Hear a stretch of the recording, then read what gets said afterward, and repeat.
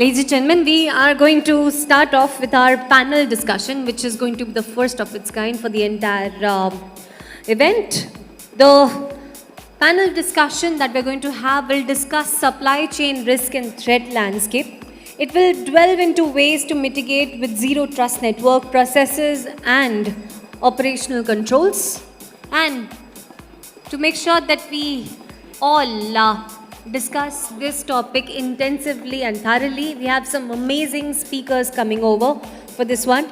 The first one being Dr. N. Rajendran, Chief Digital Officer, Multi-Commodity Exchange of India Limited. A big round of applause for this gentleman, please. Joining him on stage is Dr. Bharat Panchal, Chief Industry Relations and Regulatory Officer, India. We also have Mr. Sony Anthony, Partner at KPMG, India. We will also have Mr. Prasanna Lohar, CEO of Blockstack. A big round of applause for him, please. Lastly, we will have Mr. Pratik Sharma, Sales Director, India, Akamai, joining us on stage. A big round of applause for all these five gentlemen. We're going to proceed further for the first panel discussion. Please make sure you all are calling out your colleagues and friends from outside and letting them know that we are going to start off. I think we are missing Prasanna here. He has not yet joined, but good afternoon all, and I'm sure that you had one good cup of tea and good cup of thoughts also since morning, because we are fortunate to hear so many great speakers here since morning, and one of the key point what I heard today morning, the supply chain has become very, very serious threat in case of the cyber world today, and I may not take too much of time to set the context about supply chain, because in very simple analogy in Mumbai's language, the Mumbai local is a lifeline for us, and supply chain is lifeline for the world. So either of is disturbed, we know very well the repercussion of that. So very recently we are aware about the colonial pipe happened in US and how it was, completely disturbed the supply of power and, gas in US. But, one more thing happened after a few years, the Panama Canal, and there was one ship got stuck in that. And that time we realized that in virtual and physical world, what is the value of supply chain and what are the risks associated with supply chain and how it can hamper our life.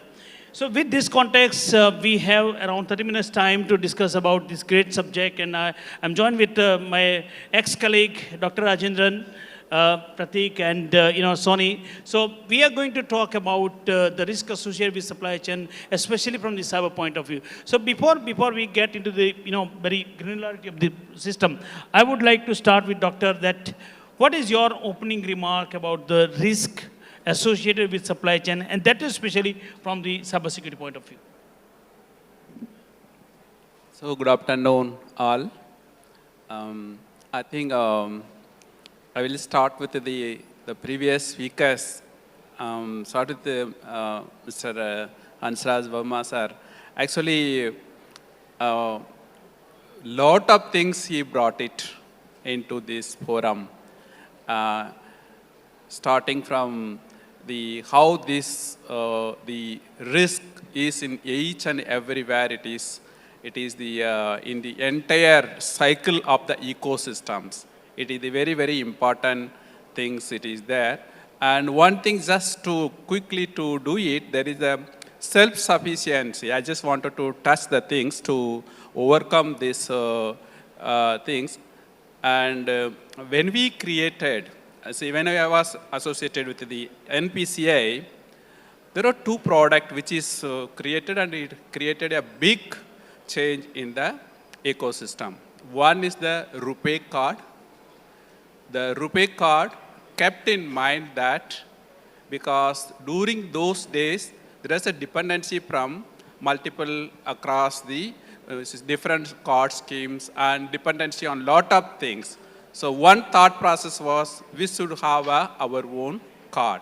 So that's it, that's the RuPay card is one of the most successful, not only in India and globally, the domestic scheme, but it is also accepted in the globally. Similarly, if you see the UPI, and the UPI also similar concept, not gone ahead with the standards which is available in the globally, and it has created our own standards, including a tech stack is our own standards, and also model also unique in globally. That's why it made us successful. So why I was just starting with these examples, first we need to protect our every level need to have a self-sufficiency need to be created. So that one will be the immediate risk mitigation steps. Then when you getting to the other areas, I think after COVID has open up both the network, the boundaries are open up. That is one thing. And also it learned, from the COVID also we have learned that a lot of the supply chain risk also we have learned. So we take those examples where the trusted and how it becomes a untrusted systems.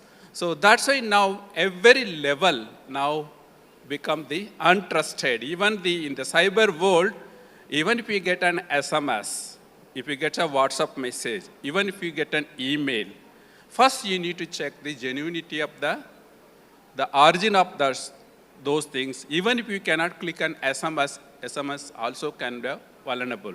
So that way only the risk, everywhere it is every moment a digital transaction, also it's become the probability or vulnerabilities may also come. So that's why we need to have a system or and most awareness. Then after that the system had to take care the continuous risk assessment and the prevention also one of the check, and also quickly to respond to any incidents.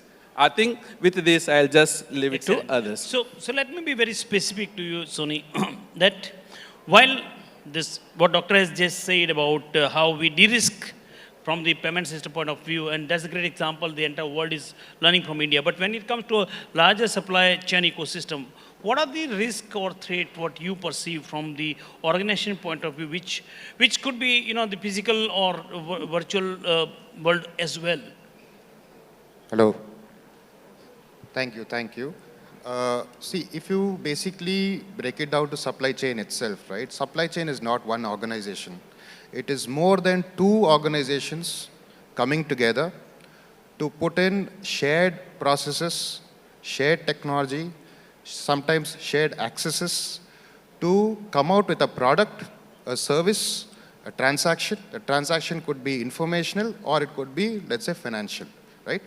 So when you have this kind of an ecosystem where you have, let's say, an acquirer, you have, let's say, a provider, you have a third party, a vendor, and this ecosystem is built, dependency is huge. Any one part, if there is a, let's say, incident, it can create a butterfly effect across the entire chain. Rightly so, when we saw, let's say, the ship, right? Evergreen, I think that's what was in the news for quite some time. Just it getting, let's say, grounded at that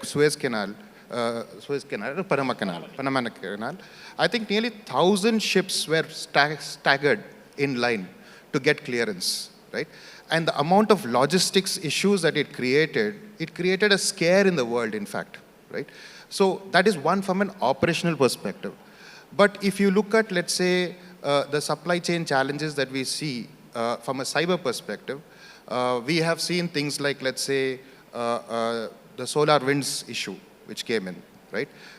They had a software called Orion software, which was, let's say, used to be some kind of a management software in various firms, right? I think nearly about some 10,000 firms or something like that that were affected because of it. And just one malicious code into the patching system of virtual system administrator kind of application into it created a huge issue, right? Quite a few organizations were actually compromised. Similarly, recently we had something also where there was a managed security service provider who was managing nearly 10,000 customers. And they had a ransomware attack from this rebel group, right? Again, it created a huge, huge issue across organizations. Now, while these are, let's say, ransomwares, these are, let's say, some malicious code coming into the environment, you also have hardware-based attacks that are coming in today, right?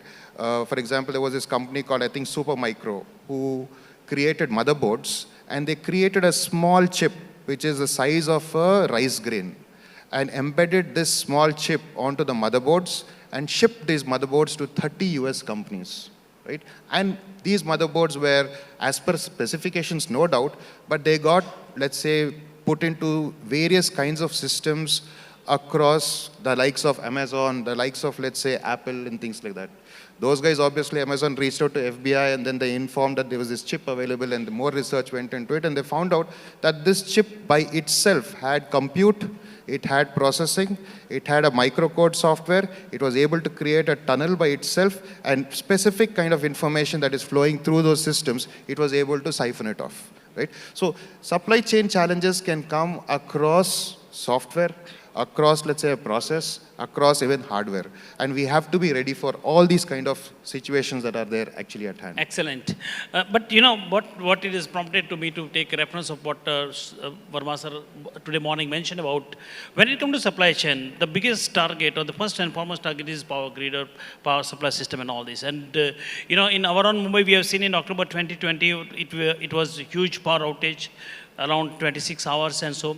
Then later on in Ladakh, during the Doklam issue was going on with China, they entered into SDLC at Ladakh and 7-state supply distribution got impacted. So Pratik, tell me, you know, who are these threat actors and what is their motivation to come out with, because see, I come from the banking and payment ecosystem where, you know, the worldwide, these statistics says that 70% of attack on any infrastructure is highly motivated for only and only for money. But remaining 30% is not for money. It is purely targeting to destabilize or impact on the nation. So power grid or you know, that kind of you know, supply chain component are part of that non-monetary area, but it has very, very severe risk and impact on the nation. So in your opinion, who are those actors? What is the motivation and what is the overall threat landscape, what they have created or they are trying to create? So, I'll take a clue from what doctor was mentioning, right? The trust factor is very, very key because in the supply chain, all these components which are falling as a part of a cycle, there's a huge amount of trust which by default we see that, okay, we are trusting these different components. Now, what used to happen is, when we're talking about the risk vector basically try to exploit this trust relationship which they establish between these components. They try to exploit the trust relationship on a component which is less secure and try to move from the less secure to the component where they actually want to get the main benefit.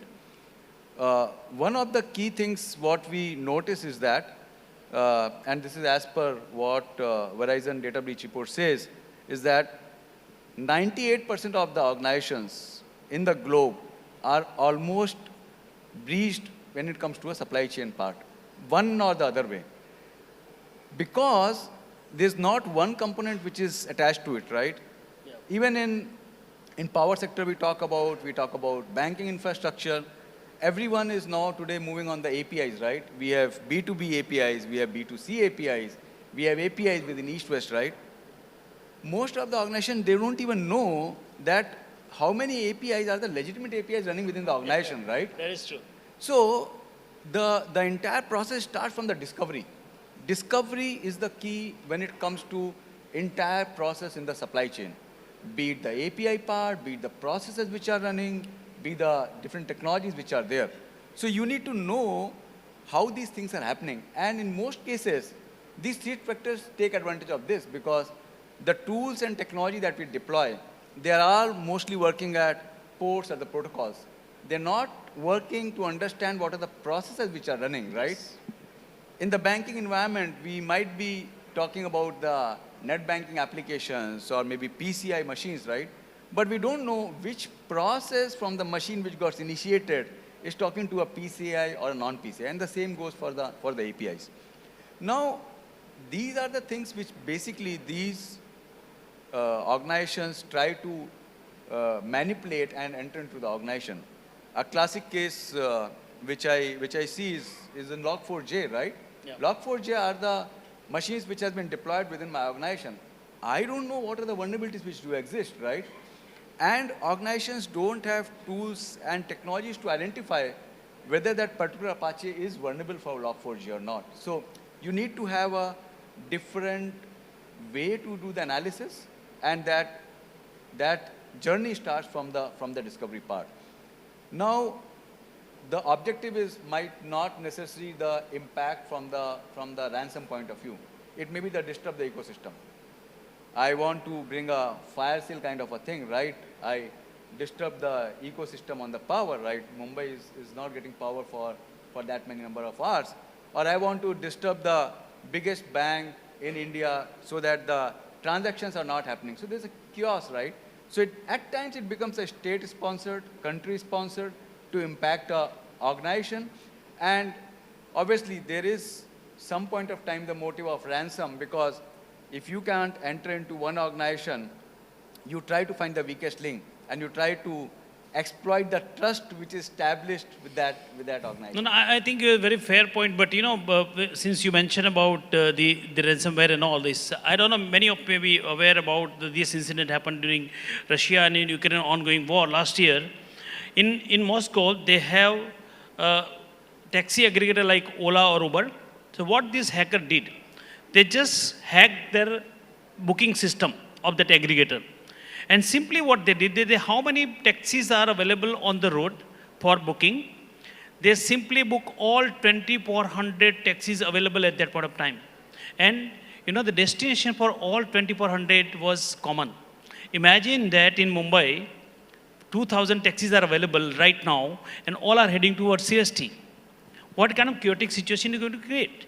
I mean, that's where the supply chain or, non-financial motive of people come to, damage the nation. But I think we are fairly, convinced about the kind of risk involved into this. But let's come to the solutioning part. Doctor is a very dear colleague to me. We both work together in NPCI. And many of you may be aware that he's the man, he has created 3 big network of the nation. One is InpiNet, the second is NPCI Net, third he has created at IFTAS, which is banks are using, now he's in MCX. So he's the best person to ask this question. About when it comes to security, how one can implement the zero trust principle in the network right from the design till its rollout. And because you have seen every journey together, we have seen that journey together. And that's where, the whole ecosystem is happily doing the transaction. But can you please tell how zero trust factor can be implemented very effectively in the network in order to avoid supply chain risk? So the supply chain risk cannot be contained just only doing a zero trust. Just I wanted to put that point first, okay. Because just if you see, for example, if you are buying a software, if you don't have a control on the supplier and the source code, then that is a risk. Tomorrow he may go out of business or he may not able to provide services. Then you should have a critical services. You need to have the source code control, either escrow or you ought to have a modification rights. Or if you ought to be, even if the escrow, then you need to bring it in your premises. You should have the things. Even nowadays the subscription models are growing, perpetual license to subscription models. Then what is happened if you are not about the licensing things, and you need to verify the license. One day what will happen, your license is expired, then your entire system will disappear. You will not able to access anything. Nowadays people are coding online that you need to verify that one before even you put a date for a future date and find out what could happen to your systems. You need to verify those kind of the testing. So coming to this zero trust and implementation, what we do, castle models too. Now it is a federated models, because earlier it is only one gateway. Those days we used to have a proxy server, then little moved to a firewalls, then firewall with IPS and multiple web, and now we have the online threat monitoring tools, etc., we come into the pictures.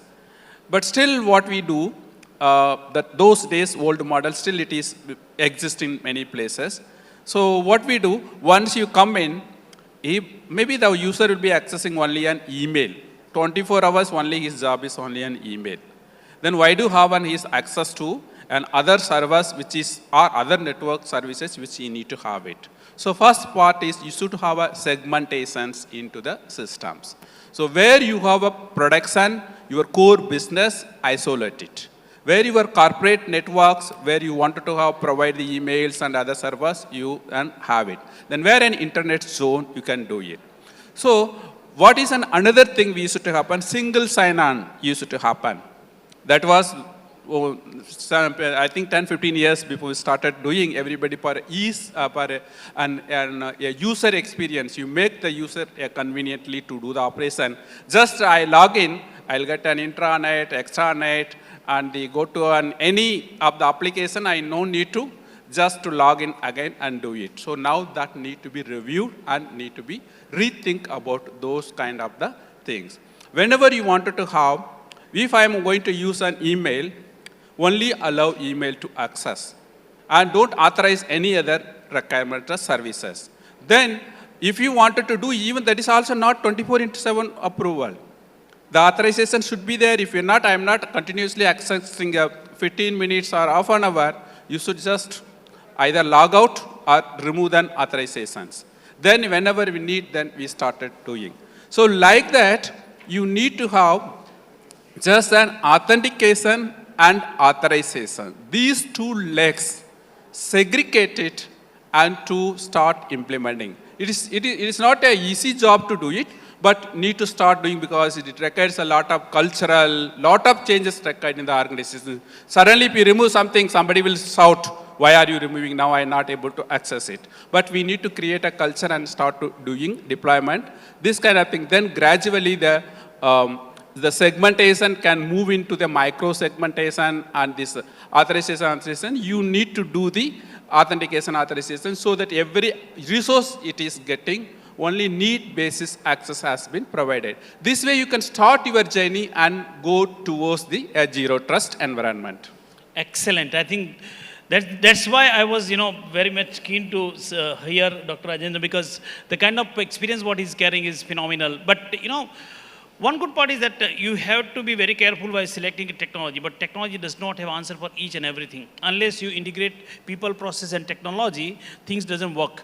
So, Sony, coming back to you now, how one can enforce the right approach in terms of process, the security control, and just not implementing, how one can, inculcate the whole process throughout its life cycle and continuous monitoring and, improve upon. Because you just cannot leave on an operator to run the process, because when it is a highly tax heavy industry like banking, it is okay, but that is not the case for across the industry, where 70% of people does not understand the IT, forget about the risk emanating of IT. In that situation, how one can integrate that process and the policies to have effective risk management or security management? Sure. So before that, I'll just go back a little bit and give my perspective of zero trust, right? While there is a statement saying that zero trust is not new, it has been there for about 15 years. I go with the concept saying that the building blocks of zero trust has been there for nearly 3,000 years. And the reason for that is typically when we started making ships, right? We started making ships by structuring compartments such that if there was, let's say, a leakage in high seas, that leakage is constricted only to that compartment and you can seal it off, right? So if you look at that concept, That is what we are trying to bring in today on the network. And now why it has come in? Obviously because post-COVID, the user has gone home, the application has gone on the cloud, and the processes which were running within the organization are still there. Certification is there, no doubt, ISO 27000 and all these things, but of no use for the facility, right?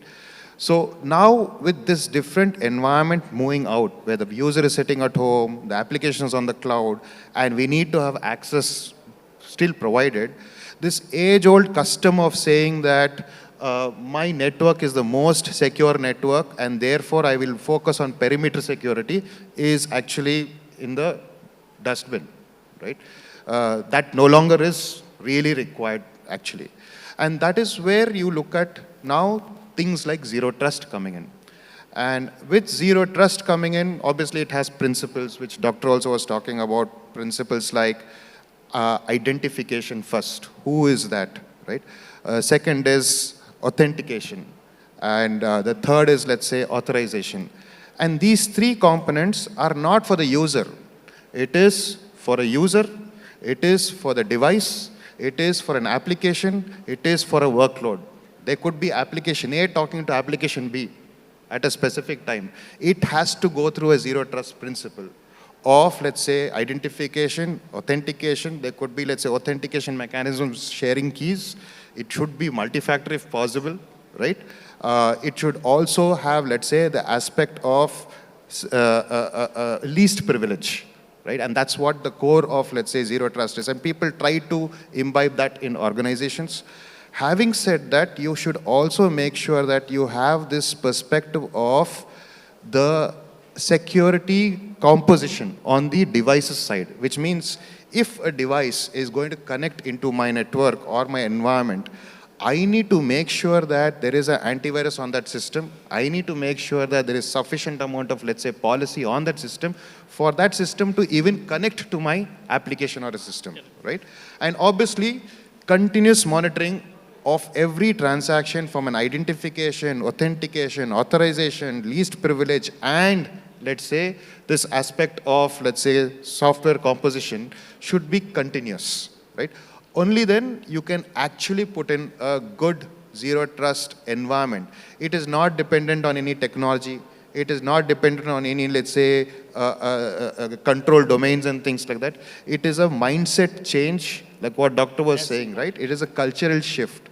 Once we are able to adopt that in an organization, you will be able to seamlessly move into a more secure environment.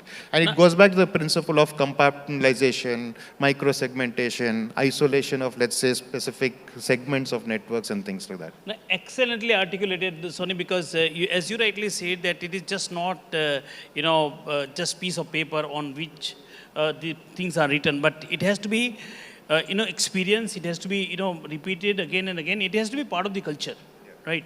And, whatever little experience I'm carrying in the risk management, what I have seen in last 10, 15 years, the risk out of technology are dynamic, and because the technology itself is dynamic, and that is continuing to happen. Even after 5 years from down the line, the risk landscape would be completely different than what is today.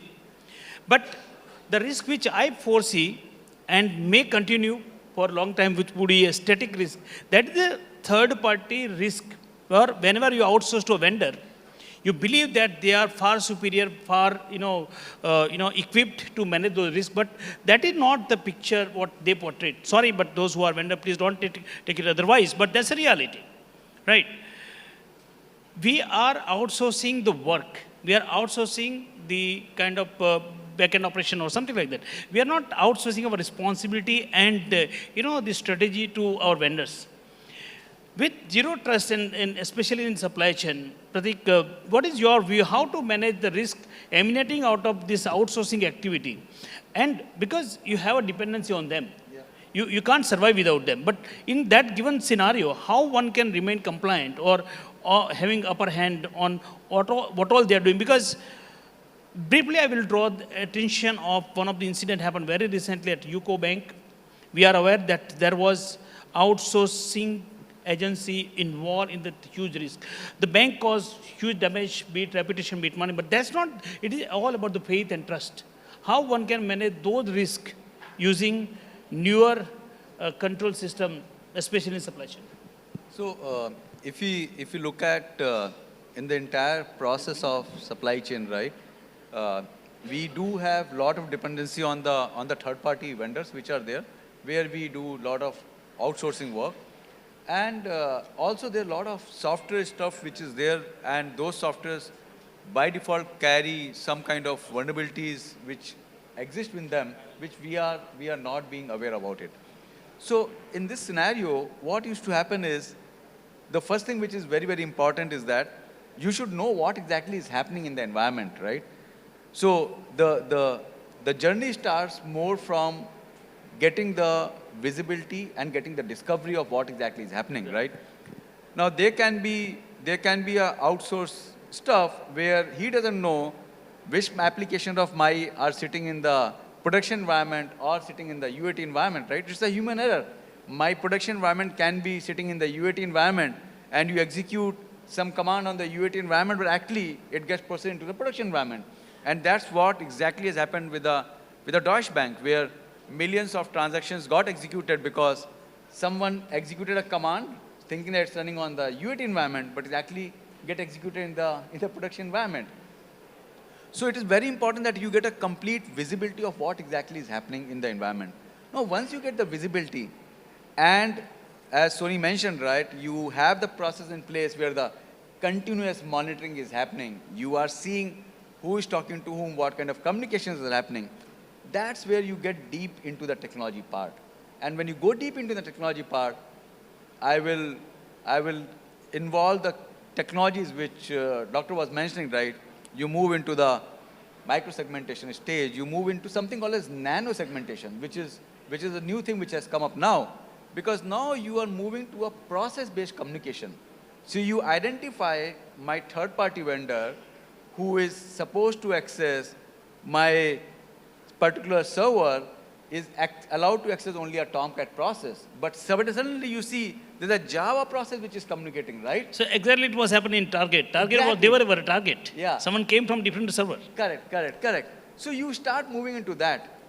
Now, I bring one more angle of interest in this. There are certain processes which are all legitimate process, like SVC host. Yep. In our organizations, you cannot stop SVC host as a process.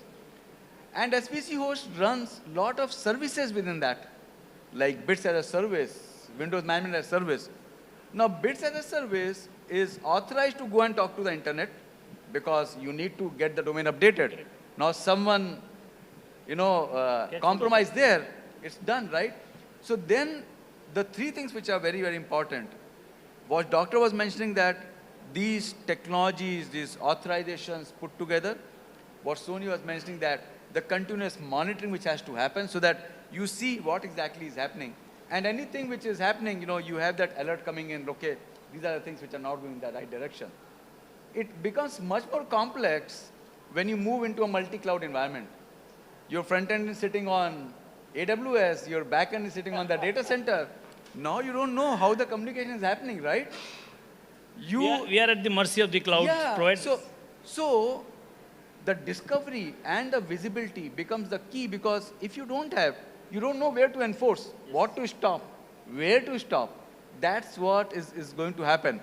And what I foresee is that this zero trust journey, lot of technology is going to get accumulated in that. And the biggest thing which is going to happen in the coming time is on the API part. Yes. Because APIs also are going through the same stuff, right? Every merchant is talking to the Paytm. Now Paytm is talking to NPCI, right? Paytm is talking to Yes Bank. Now, there are so many APIs which are open, right?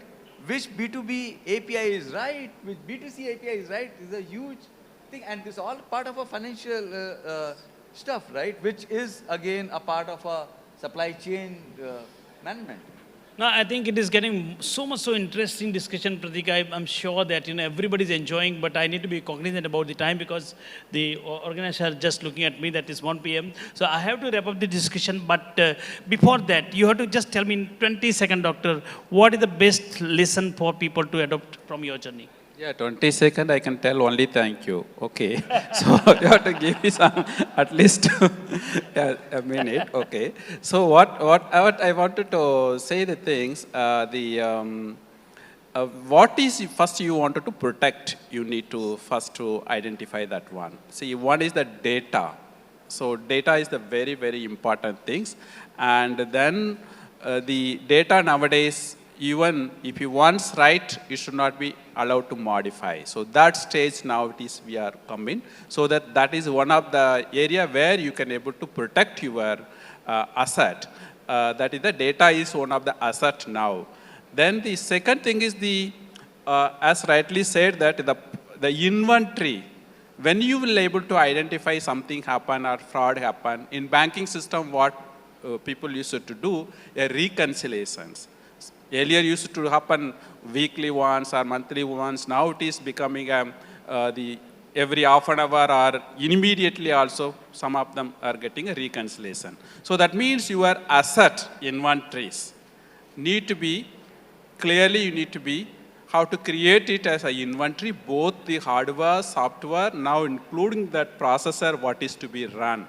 But it's a very difficult task for the a big organization which is already running multiple things, but need to move towards that one. I think the keeping time, I think, short. So, yeah, now I'll take this 20 seconds just to say Thank the you thing. so much. Thanks, I think thanks we for need to do the what is the thing, assessment and the awareness. First, we need to create it so that it will try to.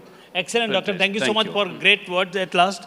Sorry, your view, please. Yeah, just quick views. I think every organization, we know that ransomwares are going to stay. So we need to make sure we have an anti-ransomware strategy in place. And that needs board approval. And you will get that board approval because ransomware is quite prevalent, at least in all the board conversations. Second is, while we have zero trust, we have segregation in place, but with AI coming in, adversarial AI is something very, very significant. In fact, if you go to a site called thereisAnai.com, you have 7,000 or 10,000 AI softwares available for anyone to download free, right? In that you search the word cyber or risk, you'll have so many attack and defend based AI softwares available for anyone to use, right? That is the second part of it. Third is every organization, we need to make sure that we have EDR in place, right? EDR or XDR in place, because these we cannot really identify based on signatures. These are all 0 days. We need to basically identify based on the IOCs or iOS, and that is the best method of capturing and stopping some of these attacks that can actually affect your network. So make sure the sufficient, accurate EDR is configured in your environment. So I leave you with these 3 points. Thank you. Pratik, last word, last seconds. Yeah. So we just need to ensure that when we are adapting this framework, the north-south part and the east-west part, they should be consolidated. Then only you will be able to leave no gaps between the solution part. That's one of the key. And we should always start from the discovery part. What we know, only that can be protected, right? The other important thing is most of the time we focus on day 0. It's the time that we should start focusing on day 1. Because whatever is known to the world, how we can secure ourselves from that vulnerability, that is the key which is there. Great, Kasab. Thank you very much. I think that's bringing to the end of this fantastic discussion. I'm sure that you all have enjoyed this fruitful discussion, a lot of takeaways for you and a lot of learning for us also, because we are also learning from the fellow professionals. So thanks for your time and thanks for the organizers to giving us an opportunity to be here. And that's it. Thank you.